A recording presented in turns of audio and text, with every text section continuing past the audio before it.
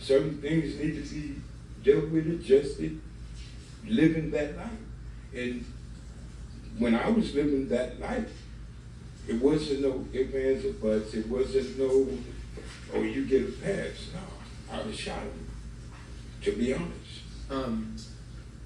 So then you had mentioned, I'm not going to ask you to go into any specifics, but you had mentioned that after what happened here in Las Vegas, there were issues between the neighborhoods. How long did that last? Was it like, all right, one day we're good, everything's done, or did it last for longer than that? No, it was tension there for quite a long time, until I guess both sides, and he might agree, just said, let that shit go. Because it really wasn't our beef. This was between Suge Knight and QBD. And people put themselves in situations, like myself, right? I'm guilty as everybody else. Like myself, I put myself in a situation to protect something and somebody that didn't have nothing to do with me. I did it for a paycheck. I did it on some just because. I'm older now, I get it. But we did things for all the wrong reasons at that time, in them days.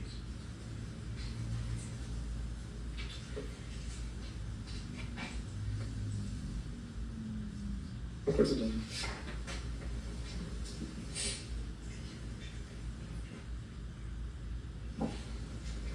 Your Honor, state will pass a witness. Okay. Cross-examination, Mr. Singh. Sir, have you ever met me? Excuse me? Have you ever met me before? No. Have you ever spoken to the district attorneys prior to your testimony here today? Once. And is that what you're referring to as the time that you told them, like, hey, any attorney here is better treat me as hostile because... Yeah, I told him I didn't have nothing to do with it. Now, a couple questions for you, sir. This is more for clarification. So on the night of the murder, you were working as the head of security for 662. Yes. Explain for us a little bit about the club. Was that Suge's club or was it somebody else's club? Suge, to my understanding. Okay.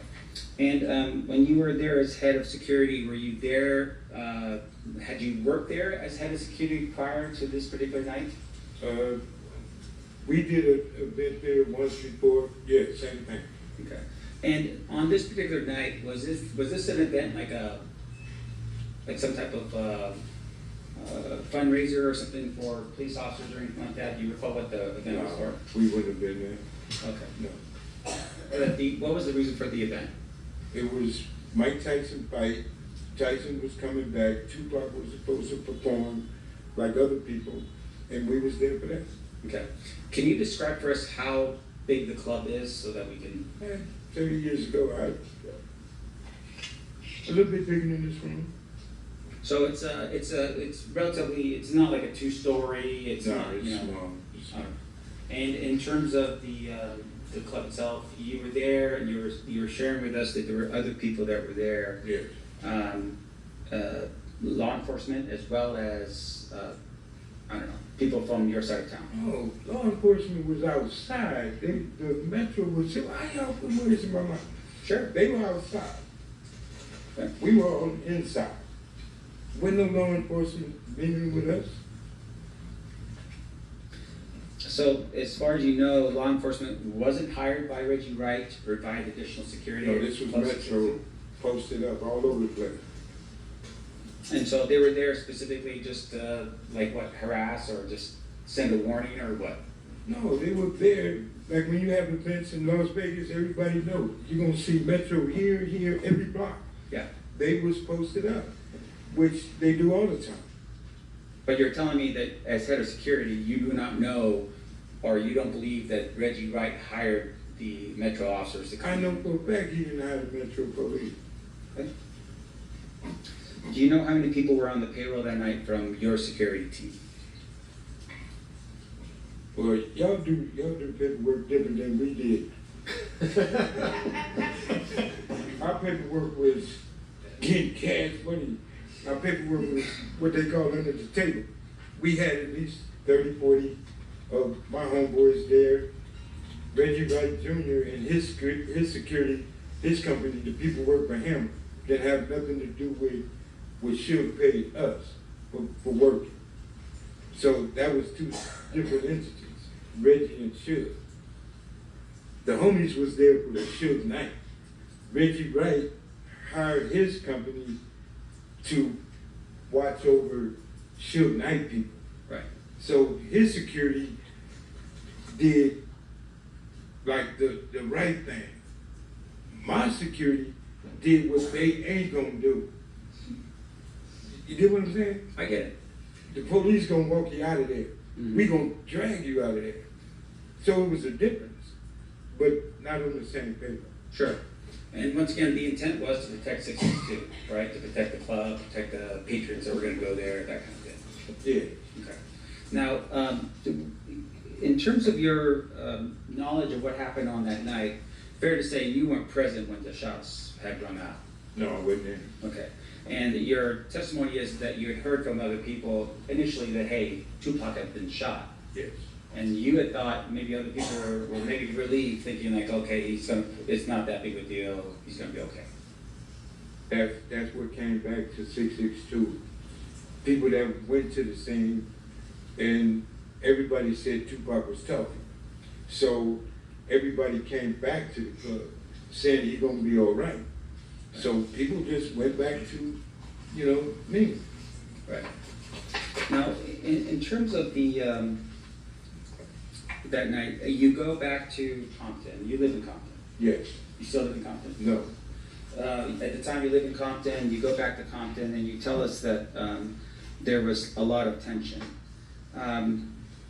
Was there? Can you describe that for us when you went back in terms of what kind of tension we're talking about? You sure you want me to answer that? Is it going to be graphic? No, I ain't gonna. I got to raise the word in it, but you asked me a question. I don't. And what I explained to them, I don't want to send him to prison. Sure. Even though we don't like each other. Sure. I don't want to send you to prison. So that's why I'm here where I'm at and where I am, because I changed my life. I'm raising my grandkids, teaching them never to be like their papa. And here I am explaining to people what I used to be, and I'm not proud of that. I'm not proud of that at all. And you asking me questions that can hurt him. And like I told them, I'm trying to avoid to answer the questions that they might look at me and say, something is wrong. Well, let me put it this way. Let me help you out Thank you. with this. Thank you. So these people right here, what they want to know from you is, did you see who shot Tupac? I told you no. Correct. So outside of that question, right, the next question I'm asking you is, when you went back to Compton, was it like a Southside Crib shoots a Pyro Blood, and then a Pyro Blood shoots a Southside Crib? Is that the tension that we're talking about? Do I answer this? That's a straightforward question. It's a yes or no answer. Okay. Did you see that? When I was a part of that life, I was a part of that. And I was, no, because you asking something that's gonna hurt this dude. Okay, let me stop. And once again, I want to emphasize. When we got back to Compton, Okay. it was a gang war. People were getting hurt. Okay. People was being sought. People were looking for certain individuals from his neighborhood, Okay. as well they did mine. Okay. But Orlando, him, and certain other people were being sought because people wanted to kill them. Sure. Were they the only ones that they wanted to kill? Am I the only one up in here? No, they weren't the only one. It's his neighborhood in particular. That's right. But they were the main subjects of a gang war. It was in the middle, such as me. So you're telling us that people back home somehow had some type of information that said that that guy is a bunch of other people who were involved in what? In the murder of Tupac.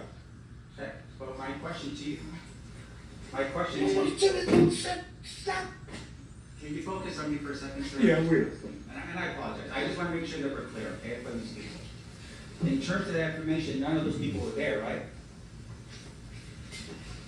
And what people you be speaking on? The people that was already in the neighborhood, or the people that left Las Vegas that same night Tupac was shot to go home, bare their arms, and go to somebody else's neighborhood Right. to look for somebody? They had to pay it back. So once again, my question to you is that the information that I'm asking about is the people that back home, you're saying were eyewitnesses to this? How could people back home be eyewitnesses to something that happened in Vegas? No, that's not what I'm saying. The people that were here in listen to my question, sir. The people that were here in Las Vegas, you're telling me were eyewitnesses to what happened and went back home. Is that what you're telling me? I'm telling you, the people that was at Just 662. answer my question, sir, yes or no. I can't Is it answer yes that or no? without what you call you trying to tell me to say something that you're not gonna understand. If you let me explain to you, No, answer my question. I'm not answering nothing. I don't know what you're talking about. Okay. Okay, Mr. McDonald, focus for a second. I am focused, very focused. Focus on this. My question to you is this. You didn't know what happened that night because you weren't there. I was at 662. Right. Do you know who was that was there? I know everybody that was there. Okay? Like who? Talk to your lawyer, man. Just do the truth. I'm not gonna explain that. I can't answer that. Okay, let me ask you this next question then. You are telling us that people back in Compton, for some reason, knew what happened here in Las Vegas. A phone conversation. People found out when people left Las Vegas the same night Tupac was shot, went straight back to Compton. It only takes 3.5 hours to get home. Sure. Yes, it wasn't a problem for people to find out what happened. No problem at all. They got on their phones, they